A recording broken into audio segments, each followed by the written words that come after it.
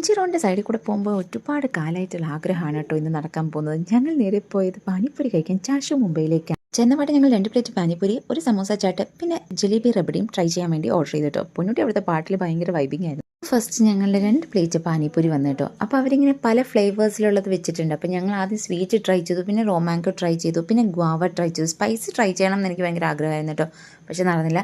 റോമാങ്കോയും സ്വീറ്റും ഒക്കെ നമ്മൾ സാധാരണ ട്രൈ ചെയ്യുന്ന നമ്മൾ നോർമലി കഴിക്കുന്ന പാനിപ്പൂരിയുടെ ആ ഒരു അതിൽ ആഡ് ചെയ്യുന്നത് പോലെ തന്നെ ഉണ്ടായിരുന്നു. ഒന്നും ഇങ്ങനെ അന്തം വിട്ട് നോക്കുന്നുണ്ടായിരുന്നു കേട്ടോ, എന്താണ് ഇവർ ഈ കഴിക്കുന്നതെന്ന്. അടുത്ത് വന്നത് ജിലേബി റബഡി ആയിരുന്നു. ജിലേബി റബഡി പക്ഷേ ഭയങ്കര സ്വീറ്റാണ്.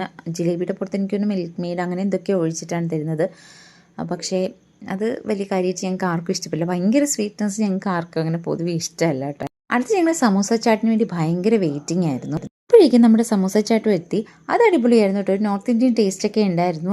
അപ്പോഴേക്കും ശ്രീക്ക് നോർത്ത് ഇന്ത്യൻ താലി കഴിക്കാനുള്ള കൊതി വന്നു കേട്ടോ. ഞങ്ങളിതൊക്കെ കഴിച്ച് വൈബ് ചെയ്യുന്നുണ്ടായിരുന്നെങ്കിലും അമ്മു ഇതൊന്നും കഴിക്കില്ല. തൊട്ടടുത്ത ഷോപ്പിൽ നിന്ന് അമ്മുവിന് ഏറ്റവും ഇഷ്ടം ചായയാണ് കേട്ടോ. അതുകൊണ്ട് ചായ വാങ്ങിച്ചു കൊടുത്തു. നല്ല ചൂട് ചായ ഈ തണുപ്പത്ത് കുടിച്ചപ്പോൾ അമ്മുവിന് ഭയങ്കര ആശ്വാസമായിട്ടോ. അങ്ങനെ ഞങ്ങൾ നടന്നു പോയപ്പോഴാണ് ഞങ്ങൾ പഴയ പാനിപ്പൂരി സ്പോട്ടായ കൈലാഷ് ബേൽ കണ്ടത്. അവിടെ കയറി 2 മസാലപ്പൂരിയും കൂടെ തട്ടി വിട്ടു കേട്ടോ. എന്നിട്ട് വിജയമാമൻ്റെ ഓട്ടോയിൽ അവരെ എല്ലാവരെയും കെട്ടി വീട്ടിലേക്ക് വിട്ടിട്ട് ഞാനും ശ്രീയുടെ 2 വീലറിൽ കുറച്ച് പർച്ചേസിനായിട്ട് ഇറങ്ങി കേട്ടോ. പക്ഷേ ആ പോക്ക് ശരിക്കും പറഞ്ഞൊരു അപകടം പിടിച്ച പോക്ക് തന്നെയായിരുന്നു. എന്താണെന്ന് വഴിയെ പറയാം. ഞങ്ങൾ നേരെ പോയത് കുന്നൽ ഹൈപ്പർ മാർക്കറ്റിലേക്കാണ്. അവിടെ നിന്ന് ഷീറ്റ് മാസ്ക് എടുത്ത് പിന്നെ കുറച്ച് സാധനങ്ങൾ വാങ്ങിക്കാണ്. പക്ഷെ ഒന്നും ഇറങ്ങാൻ ഞങ്ങൾക്ക് പറ്റില്ല. ഞങ്ങൾ നേരെ വീട്ടിലേക്ക് പോയി കേട്ടോ. ഇത് ഞങ്ങളുടെ പോടിക്കൊണ്ടോണ്ട അവസ്ഥയാണ്. കുന്നൽ ഹൈപ്പർ മാർക്കറ്റിലേക്ക് പോകുമ്പോൾ ഞങ്ങൾക്ക് മുന്നേ പോയൊരു വണ്ടി ഒരു കുഴിയിൽ വീണു. ആ കുഴി നമുക്ക് കാണാൻ പറ്റുന്നുണ്ടായിരുന്നില്ല. അതിലിടിക്കാതിരിക്കാൻ ഞങ്ങൾ വെട്ടിച്ചു. ഞങ്ങൾ മറിഞ്ഞു വീണു കേട്ടോ. പക്ഷേ ദൈവാധീനം കൊണ്ട് ഞങ്ങൾക്ക് വലിയ പരിക്കൊന്നും പറ്റിയില്ല കേട്ടോ.